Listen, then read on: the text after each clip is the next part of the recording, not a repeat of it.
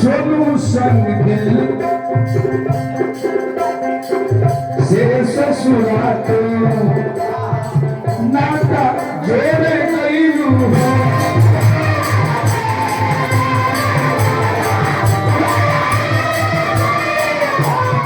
सोनू संग दिल से ससुरा तू नाता जोड़े गईलू।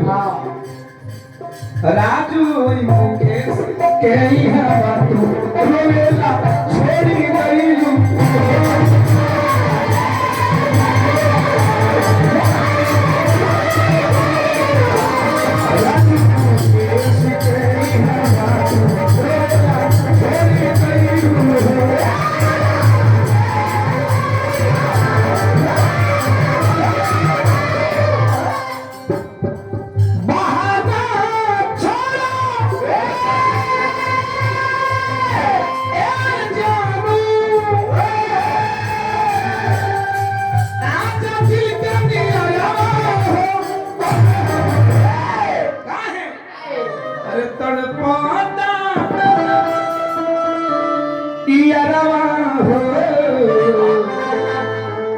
पहले के प्यार में आज के प्यार में मेला लो बयान करवा। पहले प्यार के ले के लैला मजनू हीर रंझा श्री फरियाद सोनी महिवाल ये कुल प्यार के ले निभावल लो।